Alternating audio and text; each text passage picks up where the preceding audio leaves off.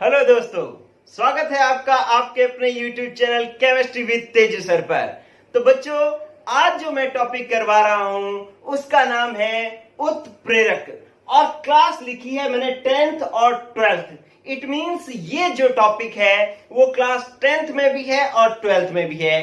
10th में ये छठे लेसन जिसका नाम है रासायनिक अभिक्रियाएं एवं उत्प्रेरक, तो उत्प्रेरक लेसन के नाम में ही है, इसलिए मतलब ये टॉपिक इस लेसन में है। और जो 12th का जो लेसन आएगा पृष्ठीय रसायन, 5वां लेसन है पृष्ठीय रसायन, उसके अंदर भी ये टॉपिक आएगा उत्प्रेरक। लेकिन ये टॉपिक आज दोनों क्लास के बच्चे इसी क्लास में सीख सकते हैं, बहुत ही बेहतरीन तरीके से और सब टीचर से अलग, क्योंकि मैं इसको समझाने वाला हूं एक फिल्मी स्टोरी के आधार पर। ठीक है बच्चों, तो शुरू कर रहे हैं। टॉपिक का नाम है उत्प्रेरक। चलो बच्चों, इधर आप देखना शुरू करेंगे, आप साइड में आपके पास पिक्चर आती रहेंगी। हुआ क्या कि आप कुछ फिल्म स्टार एक्ट्रेस का, हीरोइंस का नाम जो है मैं बोल रहा हूं, आप उसको जानते होंगे। गौर करें, कहानी बता रहा हूं। हुआ क्या कि दीपिका पादुकोण और प्रियंका चोपड़ा, इन दोनों में आपस में तू मैं हो गई बच्चों। थोड़ा झगड़ा हो गया। झगड़ा हुआ, लेकिन वो बहुत ज्यादा झगड़ा तेजी से नहीं हुआ। लेकिन जब ये झगड़ा हो रहा था तो वहां पर उन दोनों में झगड़ा स्टार्ट हुआ और वहां पर आ गई आलिया भट्ट। और आलिया भट्ट ने क्या किया कि उनमें चुगलियां करनी शुरू कर दी कि दीपिका को कहा कि अरे प्रियंका तेरे को कह रही थी कि तुम तो सुंदर नहीं हो, ये नहीं हो। तो इस तरीके से उनको भड़काया तो उनकी लड़ाई जो है वो आपस में क्या हो गई, तेज। पहले तो तू मैं कर रही थी, बाद में वो जुंडम जुंडी होगी। जुंडम जुंडी का मतलब समझते हो? दोनों ने आप एक दूसरे के बाल पकड़ करके नोचना शुरू कर दिया।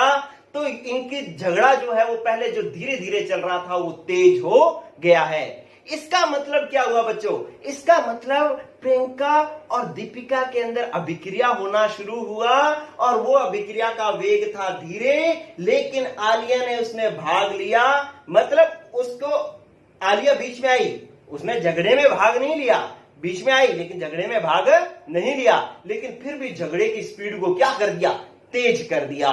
ठीक है, तो इसलिए आलिया को हम कहेंगे उत्प्रेरक। क्या कहेंगे बच्चों? उत्प्रेरक। ठीक है, तो उत्प्रेरक कौन से हो गए कि किसी रासायनिक अभिक्रिया में उपस्थित वे पदार्थ जो अभिक्रिया में भाग तो नहीं लेते, मतलब झगड़े में खुद भाग नहीं ले रहा है, अभिक्रिया में भाग तो नहीं लेते, लेकिन अभिक्रिया के वेग को बढ़ा देते हैं या घटा देते हैं। हम कहेंगे वो बढ़ा भी सकती थी, घटा भी सकती थी ना। ठीक है, तो जो अभिक्रिया के वेग को परिवर्तित कर दे उसे उत्प्रेरक कहते हैं। तो मैं उत्प्रेरक की परिभाषा लिख रहा हूं बच्चों कि किसी रासायनिक अभिक्रिया में उपस्थित वह पदार्थ जो अभिक्रिया में भाग तो नहीं लेते, परंतु अभिक्रिया के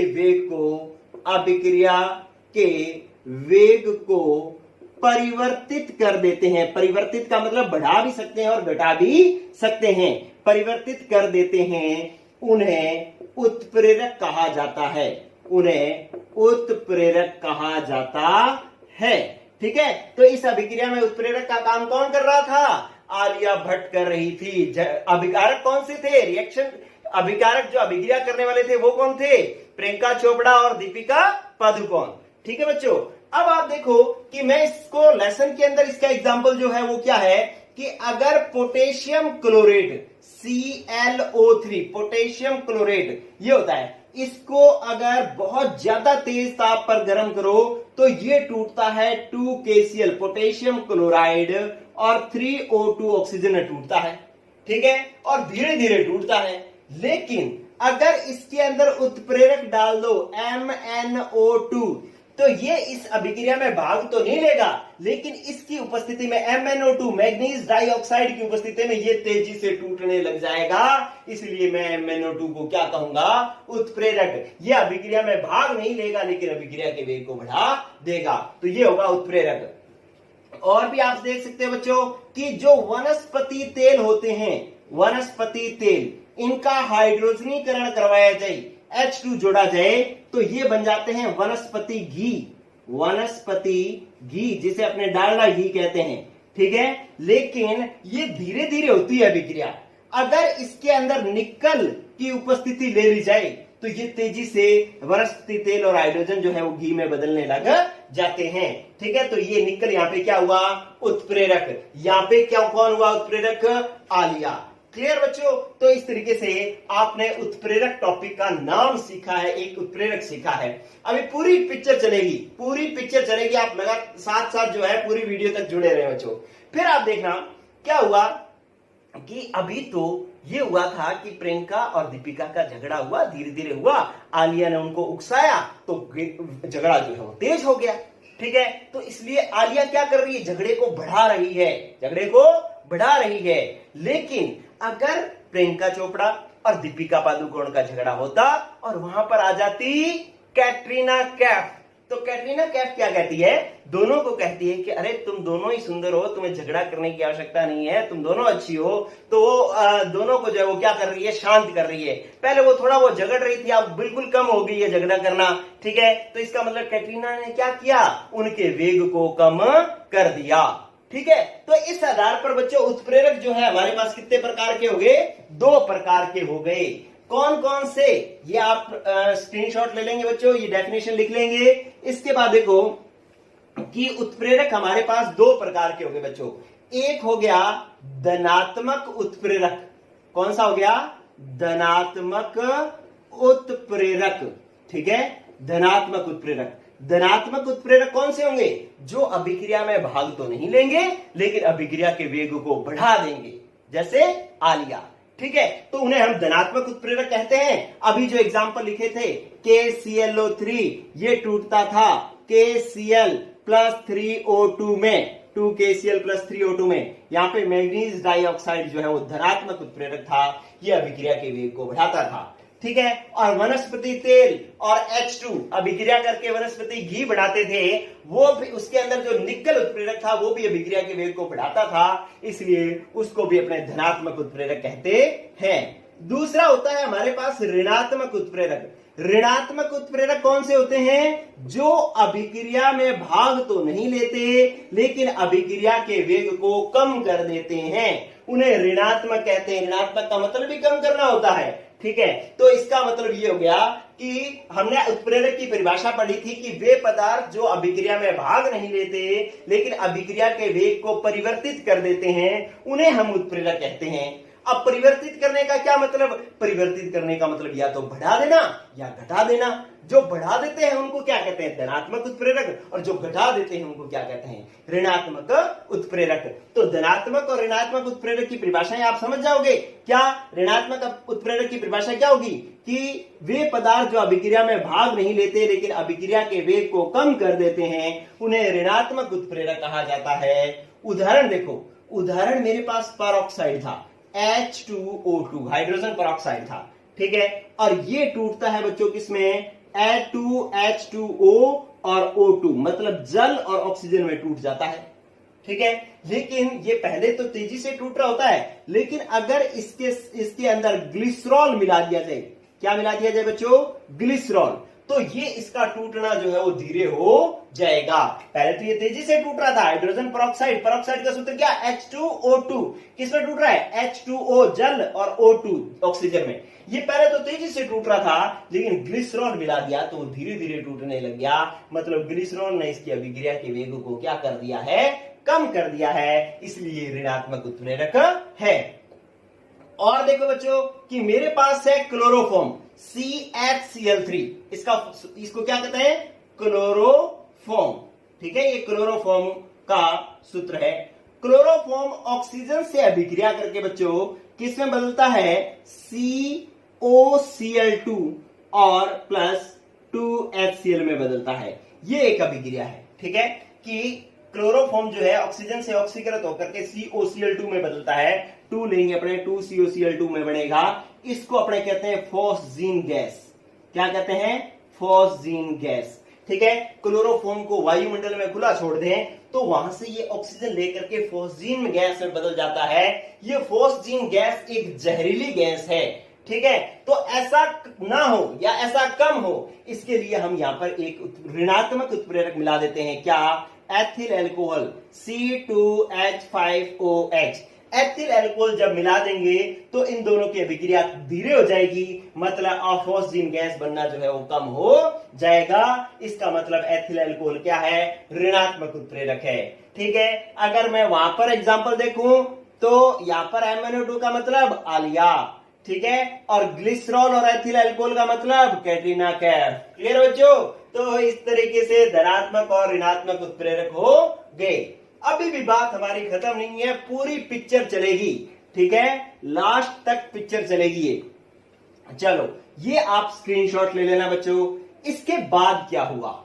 धनात्मक ऋणात्मक हो गई, लेकिन हुआ क्या कि जब झगड़ा हो रहा था, आलिया उनको उकसा रही थी, ठीक है, तो उसी समय जो है आलिया के साथ में आ जाती है कि जैकलिन फर्नांडिस आ जाती है और वो कहती है कि अरे वाह आलिया, मजा आ गया, आज तो तुमने इनका झगड़ा करवा करके बड़ा ही अच्छा किया।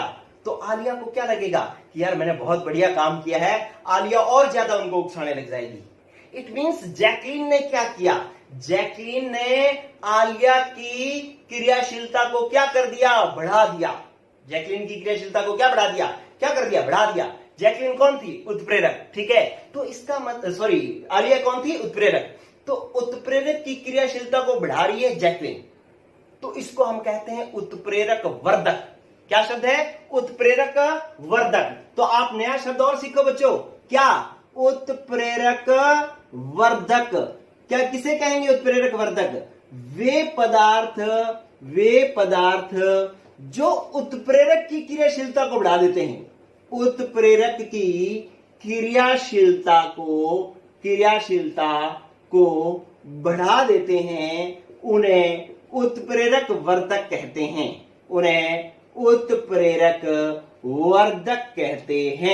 वर्धक कहते हैं। ठीक है, तो ये हो गया बच्चों उत्प्रेरक वर्धक। पेपर में प्रश्न आएगा उत्प्रेरक वर्धक किसे कहते हैं, तो आप ये नहीं कहोगे कि वे पदार्थ जो अभिक्रिया के वेग को बढ़ा देते हैं, नहीं, वे पदार्थ जो उत्प्रेरक की क्रियाशीलता को बढ़ाते हैं। जैकलिन ने किसकी क्रियाशीलता बढ़ाई? आलिया की। आलिया क्या थी? उत्प्रेरक। तो उत्प्रेरक की क्रियाशीलता को जो बढ़ा देते हैं उन्हें हम उत्प्रेरक वर्धक कहते हैं। फॉर एग्जाम्पल कि जैसे इधर देखो कि मेरे पास नाइट्रोजन और हाइड्रोजन गैस अभिक्रिया करके अमोनिया गैस का निर्माण करती है।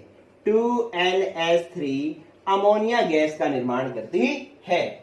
यहां पर अगर मैं Fe उत्प्रेरक लूं, ठीक है, तो अभिक्रिया का वेग तेज हो जाएगा। लेकिन अगर मैं इसके साथ Fe के साथ में मोलिब्डेनम और ले लूं, MO मोलिब्डेनम, तो ये मोलिब्डेनम क्या करेगा? Fe की क्रियाशीलता को बढ़ा देगा। इसलिए मैं इसको क्या कहूंगा? उत्प्रेरक वर्धक कहूंगा। ठीक है, तो ये जैकलिन होगी। उत्प्रेरक वर्धक कौन होगी? जैकलिन, जो उत्प्रेरक की क्रियाशीलता, इसने इसकी क्रियाशीलता को बढ़ाया है, उत्प्रेरक की क्रियाशीलता को बढ़ाया है, इसलिए इसको हम कहेंगे उत्प्रेरक वर्धक। ठीक है, और एग्जांपल देखो कि जो आपके पास वनस्पति तेल था, वनस्पति तेल, इसके साथ कौन अभिक्रिया कर रहा था? हाइड्रोजन बन के आ रहा था, वनस्पति घी, और इसके अंदर कौन उत्प्रेरक काम में आ रहा था? निकल। लेकिन अगर इसके साथ कॉपर मिला दोगे ना, तो निकल की क्रियाशीलता बढ़ जाएगी। निकल और तेजी से अभिक्रिया करने, तेजी से इसको अभिक्रिया के वेग को बढ़ाने लग जाएगा। तो इसलिए कॉपर जो है वो क्या हो गया? उत्प्रेरक वर्धक हो गया। क्लियर बच्चों? तो इस तरीके से ये अपने उत्प्रेरक वर्धक सीखा। अब आप एक और नया शब्द सीखे बच्चों। क्या होगा? उत्प्रेरक विष। उत्प्रेरक विष। ठीक है, क्या होते हैं उत्प्रेरक विष? अब बात वहीं आ जाओ। क्या झगड़ा हो रहा है दीपिका और प्रियंका के बीच में? आलिया उनको उकसा रही है, उत्प्रेरक का काम कर रही है। ठीक है, लेकिन अब क्या हुआ कि अनुष्का शर्मा आ गई। अनुष्का शर्मा ने क्या कहा? आलिया को कहा कि आलिया, अगर इन दोनों के झगड़े में किसी को कोई पुलिस केस हो गया तो मैं गवाही दूंगी कि झगड़ा जो है वो किसने करवाया? आलिया ने करवाया। तो आलिया सोचेगी कि झगड़ा तो इनका है, फर्स्ट मैं जाऊंगी, तो वो क्या कर देगी? अपनी क्रियाशीलता को क्या कर देगी? कम कर देगी। ठीक है, तो अनुष्का ने क्या किया? आलिया की क्रियाशीलता को घटा दिया। आलिया कौन थी? उत्प्रेरक। तो उत्प्रेरक की क्रियाशीलता को घटा दिया अनुष्का शर्मा ने। तो इट मींस अनुष्का उत्प्रेरक की क्रियाशीलता को घटा रही है, इसलिए अनुष्का को हम कहेंगे उत्प्रेरक विष। क्या कहेंगे? उत्प्रेरक विष। तो क्या हो गया कि वे पदार्थ जो उत्प्रेरक की क्रियाशीलता को घटा देते हैं, कम कर देते हैं, उन्हें उत्प्रेरक विष कहा जाता है। उन्हें उत्प्रेरक विष कहा जाता है। ठीक है बच्चों, तो इसके एग्जाम्पल क्या हो जाएंगे? देखो, इनके एग्जाम्पल हो जाएंगे कि अगर मेरे पास ये जो है कि H2N2 + 3H2 Fe जो है उत्प्रेरक है और अमोनिया बन रही है, लेकिन अगर मैं इसके अंदर कोबाल्ट ले लूंगा ना, कोबाल्ट, ठीक है, तो इसकी क्रियाशीलता जो है वो क्या हो जाएगी बच्चों? घट जाएगी। ठीक है, किसकी क्रियाशीलता? Fe की क्रियाशीलता। कोबाल्ट जो है वो Fe की क्रियाशीलता को घटा देगा। कोबाल्ट नहीं, सॉरी, कार्बन मोनोऑक्साइड। ठीक है, कार्बन मोनोऑक्साइड जो है वो क्या कर देगा कि जो अपने पास Fe की क्रियाशीलता को घटा देगा, इसलिए इसको क्या कहेंगे? हम उत्प्रेरक विष कहेंगे। तो वे पदार्थ जो उत्प्रेरक की क्रियाशीलता को कम कर देते हैं, उन्हें उत्प्रेरक विष कहा जाता है। ध्यान रखना, ऐसा मत लिख देना कि वे पदार्थ जो अभिक्रिया के वेग को घटा देते हैं, क्योंकि जो घटाते हैं उनको तो हम ऋणात्मक उत्प्रेरक कहते हैं। ठीक है, तो ये कौन होंगे? जो उत्प्रेरक की क्रियाशीलता को घटा देंगे, उन्हें हम उत्प्रेरक विष कहेंगे। ठीक है बच्चों, तो इस तरीके से ये भी आप टॉपिक जो है वो सीख गए। उत्प्रेरक क्या होता है, बस एक कहानी के तौर पर सीख गए। उत्प्रेरक, धनात्मक उत्प्रेरक, ऋणात्मक उत्प्रेरक, उत्प्रेरक वर्धक और उत्प्रेरक विष, इतनी चीजें हमने सीख ली। ठीक है बच्चों, तो इसके बाद हम क्या सीखेंगे कि जो आपके पास उत्प्रेरक जो है वो अवस्था के आधार पर दो प्रकार के होते हैं। अब बात आती है अवस्था की। किसकी बात आती है? अवस्था की। इधर देखो, अवस्था के आधार पर उत्प्रेरकों का वर्गीकरण है। पहले क्रिया के आधार पर था, अब अवस्था के आधार पर। अवस्था के आधार पर उत्प्रेरक दो प्रकार के होते हैं। एक तो समांगी उत्प्रेरक, समांगी उत्प्रेरक। ठीक है, समांगी उत्प्रेरक। समांगी उत्प्रेरक किसको कहते हैं बच्चों? समांगी उत्प्रेरक कहते हैं कि यदि झगड़ा जो है वो दीपिका पादुकोण प्रियंका चोपड़ा में हो रहा है और उत्प्रेरक का काम आलिया भट्ट कर रही है, तो अगर जो अभिकारक है वो भी लड़कियां और जो उत्प्रेरक है वो भी लड़कियां, मतलब अभिकारकों और उत्प्रेरक की अवस्था समान है, तो इसे हम समांगी उत्प्रेरक कहते हैं। ठीक है, और दूसरा क्या होता है? दूसरा होता है हमारे पास विषमांगी उत्प्रेरक। कौन होता है? विषमांगी उत्प्रेरक। कि अगर झगड़ा तो दीपिका पादुकोण और प्रियंका चोपड़ा में हो, लेकिन वहां पे उत्प्रेरक का काम रणवीर सिंह करे। कौन करे? रणवीर सिंह। अब झगड़ा हो रहा है लड़कियों में, उत्प्रेरक है लड़का, तो इसका मतलब भौतिक अवस्थाएं क्या होगी? अलग अलग। तो इन्हें हम क्या कहेंगे? विषमांगी उत्प्रेरक कहेंगे। क्या कहेंगे बच्चों? विषमांगी उत्प्रेरक कहेंगे। चलो बच्चों, समांगी उत्प्रेरक की परिभाषा बोलना चाहो तो वे यदि किसी अभिक्रिया में क्या हो कि उत्प्रेरक की अवस्था जो है वो कैसी हो कि क्रियाकारकों और उत्पादों के समान हो।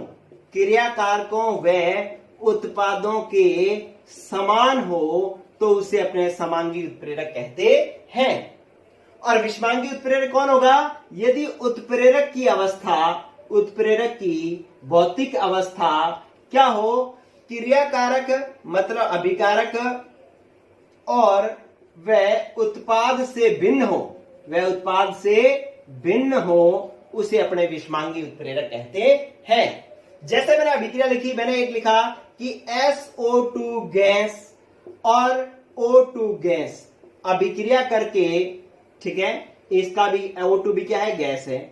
ये अभिक्रिया करके 2SO3 गैस ही बना रहे हैं। और इसके अंदर जो उत्प्रेरक है, मतलब यहाँ पे क्रियाकारकों की भौतिक अवस्था कौन सी? ये गैस, ये गैस। उत्पाद कौन? गैस। और उत्प्रेरक हो वो भी क्या हो? NO गैस ही हो। ठीक है, तो इसको अपने क्या कहेंगे? समांगी उत्प्रेरक कहेंगे, क्योंकि उत्प्रेरक गैस है, क्रियाकारक भी गैस है, उत्पाद भी गैस है। तो क्रियाकारकों, उत्पाद और उत्प्रेरक की भौतिक अवस्था समान है, तो इसे अपने समांगी उत्प्रेरक कहते हैं। चलो, फिर आता है अपने पास विषमांगी उत्प्रेरक।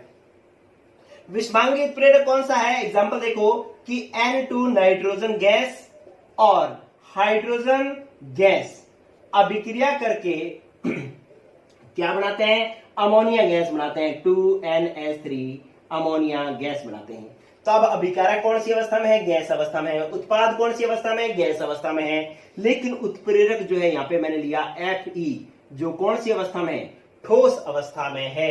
एस का मतलब क्या हुआ, ठोस। तो इसका मतलब है कि उत्प्रेरक की भौतिक अवस्था क्रियाकारकों और उत्पादों से भिन्न है, तो इसको अपने विषमांगी उत्प्रेरक कहेंगे। ठीक है बच्चों, तो इस तरीके से आपको पता लगा विषमांगी उत्प्रेरक। समांगी का मतलब दीपिका प्रियंका का झगड़ा, आलिया उत्प्रेरक, तीनों की अवस्था समान। लेकिन दीपिका प्रियंका का झगड़ा और उत्प्रेरक रणवीर सिंह, इसका मतलब जो है वो अवस्था, भौतिक अवस्था अलग अलग, तो विषमांगी उत्प्रेरक। ठीक है, तो ये आपको एग्जांपल्स याद करने हैं, परिभाषाएं तो अब आपको याद करने की जरूरत नहीं है, इस पिक्चर से आपको अपने आप ही समझ में आता जाएगा। क्लियर बच्चों? चलो, अब ये बात तो हो गई। एक अलग से एक जबरदस्त सा टॉपिक और है जिसका नाम है स्वतः उत्प्रेरक। बहुत ही जबरदस्त चीज है। क्या है? स्वतः उत्प्रेरक। देखो, इसके लिए थोड़ी सी हटके कहानी समझें। क्या होता है स्वतः उत्प्रेरक? आपने सुनील शेट्टी की फिल्म देखी? सुनील शेट्टी की शुरुआत की फिल्में, जिसमें सुनील शेट्टी क्योंकि एक्शन हीरो के तौर पे आए थे, इसलिए जितनी भी सुनील शेट्टी की फिल्में थी वो सारी की सारी फाइट वाली फिल्में थी। उनमें अगर आप देखो तो आपको हर फिल्म में एक दो सीन ऐसा मिल जाएगा जिसमें क्या होता है कि गुंडे आते हैं और सुनील शेट्टी को मारना शुरू करते हैं। ठीक है, तो पहले आए और एक मुक्का मारा तो सुनील शेट्टी गिर जाता है, फिर दूसरा मुक्का मारा, फिर वो गिर जाता है, तीसरा मुक्का मारा यहां पर तो गिरता है और यहां पे खून आ जाता है। यहाँ पे साइड में क्या आ जाता है? खून। तो अब सुनील शेट्टी क्या करता है? ऐसे एक मुक्का बढ़ाता है और यूं करके ऐसे करके वो ऐसे करके और वो खून देखता है। खून देख करके फिर उसको गुस्सा आता है और गुंडों को तेजी से मारने लग जाता है। तो इस कहानी में क्या हुआ बच्चों कि पहले गुंडे आए, सुनील शेट्टी के साथ अभिक्रिया शुरू की और अभिक्रिया होने लगी, तो होते होते जो है एक छोटा सा उत्पाद बन गया। खून आया था, वो क्या हुआ? उत्पाद बन गया। अब उस उत्पाद को देख करके सुनील शेट्टी ने अभिक्रिया का वेग क्या कर दिया? तेज। ठीक है, तो इसका मतलब इसमें अभिक्रिया में बना उत्पाद ही उत्प्रेरक का काम कर रहा है। अभिक्रिया हुई, उत्पाद बना, वही उत्प्रेरक का काम कर रहा है, तो उसे हम कहते हैं स्वतः उत्प्रेरक। क्या कहते हैं बच्चों? स्वतः उत्प्रेरक। मजेदार टॉपिक चल रहा है, ऐसा आपको कहीं पढ़ने को नहीं मिलेगा बच्चों। ठीक है, क्या कि वह, क्योंकि अब आपको परिभाषा याद करने की जरूरत नहीं है, आपको दिख रहा है, आपको पिक्चर बन रही है, आप आंखें बंद करके बैठो तो आपको दिखाई दे रहा है, अरे सुनील शेट्टी गुंडे आए, एक मुक्का मारा, दो मारा, तीन मारा, खून आया, खून देखा और उसने तेजी से मारना शुरू कर दिया। इसका मतलब अभिक्रिया हुई, अभिक्रिया के फलस्वरूप उत्पाद बना और उस उत्पाद ने अभिक्रिया के वेग को बढ़ा दिया है, इसलिए हम इसको कहेंगे स्वतः उत्प्रेरक। तो स्वतः उत्प्रेरक की परिभाषा लिख देता हूं मैं कि यदि किसी अभिक्रिया में बना अभिक्रिया में बना उत्पाद ही उत्प्रेरक का कार्य करे, उत्प्रेरक का कार्य करे, तो इसे स्वतः उत्प्रेरक कहते हैं। स्वतः उत्प्रेरक कहते हैं। ठीक है, इसका उदाहरण देखो बच्चों कि मेरे पास एस्टर था। एस्टर का फॉर्मूला ये होता है CH3 C double bond O फिर O और C2H5 ये एस्टर होता है। CH3C इसके साथ डबल बॉन्ड O, ऑक्सीजन जुड़ी हुई है, फिर ऑक्सीजन जुड़ी हुई है, फिर C2H5 है। इसका मैं जल अपघटन करवाऊं, जल अपघटन मतलब जल से अभिक्रिया कराऊं HOH। ठीक है, तो इसकी मैं जल से अभिक्रिया करवाऊंगा तो क्या होगा बच्चों? जल H2O है, H2O को मैंने HOH लिख दिया, कोई दिक्कत नहीं है। ठीक है, और इसके अंदर क्या होता है कि जब अभिक्रिया होती है तो क्या होता है कि ये जो H है वो इस पूरे से जुड़ जाता है और ये बन जाता है एक तो CH3C डबल बॉन्ड O फिर O और ये वाला H, तो ये बन जाता है CH3C डबल बॉन्ड OOH। और ये क्या बच गया? यहां पर C2H5, क्योंकि यहां से ये तो टूट गया, इसके साथ H जुड़ गया, ये तो अलग हो गया। अब C2H5 बच गया और OH बच गया, तो ये बन जाता है C2H5OH। ये बन गया हमारे पास एल्कोहल और ये बन गया एसिटिक अम्ल। ये क्या बन गया? अम्ल। ठीक है, तो अब कहता है कि ये क्या था? एस्टर। ये क्या था? एस्टर। हमने एस्टर का जल अपघटन करवाया, जल से अभिक्रिया का मतलब जल अपघटन करवाया, तो इसके अंदर जो ये एसिटिक अम्ल बनता है ना, यही उत्प्रेरक का काम करता है। ये क्या है? उत्पाद। कि ये अभिक्रिया शुरू हुई, शुरू में ये थोड़ा सा उत्पाद बना और यही उत्प्रेरक का काम करने लग जाए, तो इसे अपने स्वतः उत्प्रेरक कहते हैं। 12th में इसका क्वेश्चन भी है, कहता है एस्टर क्या जल अपघटन आप शुरू करवाओ ना, तो शुरू में तो धीरे धीरे होता है, लेकिन थोड़ी देर बाद इसके वेग बढ़ जाता है। क्यों? क्योंकि उसके अंदर थोड़ी देर बाद उसका एक उत्पाद बन जाता है एसिटिक अम्ल। ये अम्ल जो है उत्प्रेरक का काम करने लग जाता है, जिससे इसका वेग बढ़ जाता है। और ये कौन सा उत्प्रेरक होगा? स्वतः उत्प्रेरक। ठीक है, क्योंकि इस अभिक्रिया में बना ये वाला उत्पाद ही उत्प्रेरक का काम कर रहा है। ठीक है बच्चों, परिभाषा याद करने की जरूरत ही नहीं है, क्योंकि आपको सुनील शेट्टी की कहानी से अपने आप याद हो गया। एग्जाम्पल आपको याद करना है। ठीक है बच्चों, तो ये हुआ आपके पास स्वतः उत्प्रेरक। ठीक है, अब एक चीज और आप देख लो कि एक टॉपिक है हमारे पास जैव उत्प्रेरक। जैव उत्प्रेरक। ठीक है, इसकी कोई कहानी नहीं है, लेकिन आपको मैं बता देता हूं वैसे ही कि आपको पता है रासायनिक अभिक्रिया तो जीवों के शरीर में भी होती है। हमारे शरीर में रासायनिक अभिक्रियाएं होती हैं, जैसे श्वसन है, पाचन है, ये रासायनिक अभिक्रियाएं हमारे शरीर में होती है। पौधों में प्रकाश संश्लेषण है। ठीक है, तो आपको पता है कि जीवों में रासायनिक अभिक्रियाएं होती हैं। जीवों में क्या होती है बच्चों? रासायनिक अभिक्रियाएं होती हैं। और जीवों में जो रासायनिक अभिक्रियाएं होती हैं उन्हें हम जैव रासायनिक अभिक्रियाएं कहते हैं। जैव रासायनिक अभिक्रियाएं कहते हैं। और इन जैव रासायनिक अभिक्रियाओं में जो उत्प्रेरक काम में आते हैं, जैव रासायनिक अभिक्रियाओं में जो उत्प्रेरक काम में आते हैं, उन्हें हम जैव रासायनिक उत्प्रेरक कहते हैं। क्या कहते हैं बच्चों? जैव रासायनिक उत्प्रेरक कहते हैं। जैव रासायनिक उत्प्रेरक कहते हैं। और इन्हीं जैव रासायनिक उत्प्रेरकों को एंजाइम भी कहा जाता है। एंजाइम भी कहा जाता है। ठीक है, तो आप जैव रासायनिक उत्प्रेरक, जैव उत्प्रेरक की क्या परिभाषा बोलोगे? कि जीवों में होने वाली रासायनिक अभिक्रियाओं को जैव रासायनिक अभिक्रियाएं कहते हैं, और जैव रासायनिक अभिक्रियाओं में जो उत्प्रेरक काम में आते हैं उन्हें हम जैव उत्प्रेरक या जैव रासायनिक उत्प्रेरक कहते हैं। इन्हें एंजाइम भी कहा जाता है। और ये जो एंजाइम होते हैं ना, वो नाइट्रोजन युक्त कार्बनिक पदार्थ होते हैं। नाइट्रोजन युक्त कार्बनिक पदार्थ होते हैं, मतलब ऐसे कार्बनिक पदार्थ होते हैं जिसमें नाइट्रोजन होती है। ये नाइट्रोजन युक्त कार्बनिक पदार्थ होते हैं। ठीक है, इसका एग्जाम्पल क्या है? एग्जाम्पल है इसका, जैसे यूरिया है। यूरिया का अगर जल अपघटन करवाया जाए, ठीक है, तो इसके अंदर एंजाइम जो काम में आएगा वो क्या आएगा? यूरिएज। कौन सा एंजाइम काम में आएगा? यूरिएज।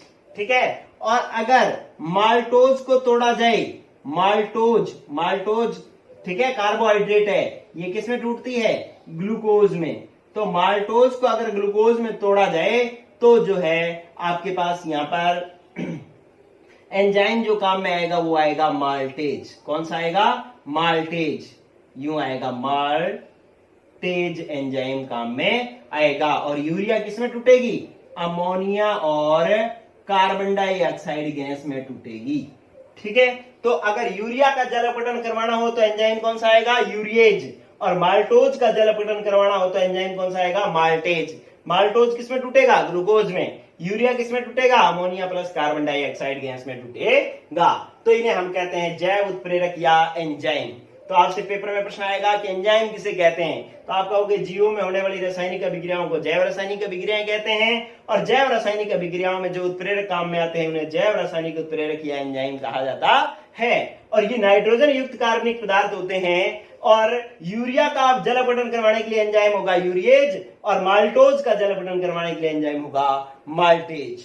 ठीक है, तो ये आपके पास जैव उत्प्रेरक भी हुआ बच्चों कंप्लीट। फिर आप देखो उत्प्रेरकों के गुण क्या हैं। ठीक है, उत्प्रेरकों के गुण क्या हैं, ये आप थोड़ी सी बात, वैसे तो आपको पता लग गया। ठीक है, कि आपने जो अभी कहानी सुनी थी उसके आधार पर पता लग गया कि उत्प्रेरकों के गुण क्या होंगे, लेकिन फिर भी मैं एक बार आपको याद दिला देता हूं। गुण नंबर 1 बात, उत्प्रेरक आलिया भट्ट जो है ना, वो प्रियंका चोपड़ा और दीपिका पादुकोण के झगड़े को शुरू नहीं करवा सकती। शुरू तो वो खुद ही करेंगी, बाद में उनको भड़का सकती है। ठीक है, इसका मतलब जो उत्प्रेरक होते हैं वो अभिक्रिया को शुरू नहीं कर पाते, अभिक्रिया को शुरू नहीं करवा पाते। ये सिर्फ अभिक्रिया के वेग को परिवर्तित करती हैं, परिवर्तित करती हैं। ठीक है, ये अभिक्रिया शुरू नहीं करवा सकते, शुरू तो झगड़ा खुद को ही करना पड़ेगा। ठीक है, दूसरी बात कि आलिया भट्ट को बहुत ज्यादा उसमें इन्वॉल्व होने की बात नहीं है, थोड़ा सा इधर चुगली लगा दी, थोड़ी सी इधर लगा दी, बस अभिक्रिया अपने आप ही बढ़ जाएगी। तो इसका मतलब है उत्प्रेरक की बहुत कम आवश्यकता होती है, कम मात्रा की आवश्यकता होती है। उत्प्रेरक की कम मात्रा की आवश्यकता होती है। ठीक है, और एक और बात, तीसरा पॉइंट समझे बच्चों, एक बात देखना कि उत्प्रेरक की प्रकृति विशिष्ट होती है। ऐसा नहीं कि कोई भी उत्प्रेरक किसी भी अभिक्रिया के वेग को बढ़ा देगा, नहीं। किसी विशेष अभिक्रिया के वेग को बढ़ाने के लिए विशेष उत्प्रेरक ही होता है। सभी अभिक्रियाओं में एक ही उत्प्रेरक काम नहीं करेगा। ठीक है, तो उत्प्रेरक की प्रकृति कैसी होती है बच्चों? उत्प्रेरक की प्रकृति जो है वो विशिष्ट होती है। क्या होती है? विशिष्ट होती है। ठीक है, अच्छा चौथा पॉइंट देखो, चौथा पॉइंट है कि अगर कोई अभिक्रिया जैसे उत्कर्मणीय हो, कैसी हो? उत्कर्मणीय। उत्कर्मणीय का मतलब क्या होता है कि जिसके अंदर क्रियाकारक किस में बदले? उत्पाद में, और उत्पाद किस में बदले? क्रियाकारक में। ये अभिक्रिया कौन सी? अग्र अभिक्रिया। ये कौन सी? प्रतीप अभिक्रिया। जिन्होंने पहले पढ़ा हुआ है उनको पता है। ठीक है, तो उत्कर्मणीय अभिक्रिया में उत्प्रेरक का कोई प्रभाव नहीं पड़ता। उत्प्रेरक क्या करता है कि अग्र और प्रतीप अभिक्रियाओं के वेग बढ़ा देता है, जिससे साम्य जल्दी स्थापित हो जाता है, साम्य अवस्था जल्दी आ जाती है, साम्य अवस्था जल्दी आ जाती है। ठीक है, लेकिन ऐसा नहीं होता कि भाई ये आर को पी में, सारे के सारे आर को पी में बदल दे या सारे के सारे पी को आर में बदल दे, ऐसा नहीं होता। ठीक है, तो उत्कर्मणीय अभिक्रियाओं में साम्य को उत्प्रेरक प्रभावित नहीं करता, ये साम्य को जल्दी स्थापित कर देता है, साम्य अवस्था को जल्दी ला देता है। सिर्फ ये काम कर सकता है उत्प्रेरक, और कोई काम नहीं कर सकता। पांचवा पॉइंट देखो कि उत्प्रेरक जो है वो एक विशेष ताप पर ही काम करता है, विशेष ताप पर ही उत्प्रेरक जो है वो काम करता है। अगर ताप उससे बदल जाए तो अपने पास उत्प्रेरक जो है वो काम नहीं कर पाता, उसकी क्रियाशीलता जो है वो कम हो जाती है, एक विशेष ताप पर ही अधिक क्रियाशील होता है। तो ये उत्प्रेरक के गुण हो गए भाई। ये अभिक्रिया को शुरू नहीं कर पाता, अभिक्रिया के वेग को परिवर्तित ही करता है, और उत्प्रेरक कम मात्रा की आवश्यकता ही होती है, थोड़ी सी मात्रा ही डालनी पड़ती है। उत्प्रेरक की प्रकृति विशिष्ट होती है, मतलब अलग अलग अभिक्रियाओं में अलग अलग उत्प्रेरक काम में आते हैं। और उत्क्रमणीय अभिक्रियाओं में उत्प्रेरक अग्र और प्रतीप अभिक्रियाओं के वेग को बढ़ा करके साम्य जल्दी ला देता है, और विशेष ताप पर इसकी क्रियाशीलता अधिक होती है, उसके बाद इसकी क्रियाशीलता घट जाती है। तो ये बच्चों हुआ उत्प्रेरक टॉपिक कंप्लीट, और 10वीं का छठा लेसन भी हो गया है बच्चों कंप्लीट। ठीक है, 10th क्लास का 6th लेसन हो गया बच्चों फिनिश। क्लियर? और आज की क्लास कैसी रही? कितना मजा आया इस कहानी को सुन करके? क्या आपको परिभाषाएं याद करनी पड़ेंगी? ये मुझे उत्तर जो है वो कमेंट बॉक्स में बताएं। ठीक है बच्चों, तो 12th क्लास वाले भी ये वीडियो देखेंगे और 10th क्लास वाले भी, और मेरे को कमेंट बॉक्स में बताएंगे क्या इनकी जो आपके पास उत्प्रेरक की जितनी भी परिभाषाएं आई, क्या उनको आपको याद करने की जरूरत है क्या, या आपको कहानी के माध्यम से अपने आप ही पता लग जाती हैं? ठीक है, तो ये मुझे बताएंगे जरूर। ओके बच्चों, ऑल द बेस्ट, पढ़ते रहो। ये वीडियो आपने क्या करना है कि अपनी फेसबुक पर, सभी बच्चे अपनी फेसबुक पे शेयर करेंगे, और प्लस सारे अपने व्हाट्सएप ग्रुप्स में शेयर करेंगे, क्योंकि ये वीडियो बनाने में मेरे को मेहनत जो है वो थोड़ा सा ज्यादा लगी है, और मैंने कोशिश भी की है कि मैं आपको ज्यादा एक आसान तरीके से आपको बता दूं। ठीक है, तो इसलिए इसको ज्यादा से ज्यादा शेयर जरूर करना बच्चों। ओके, गुड लक, पढ़ते रहो।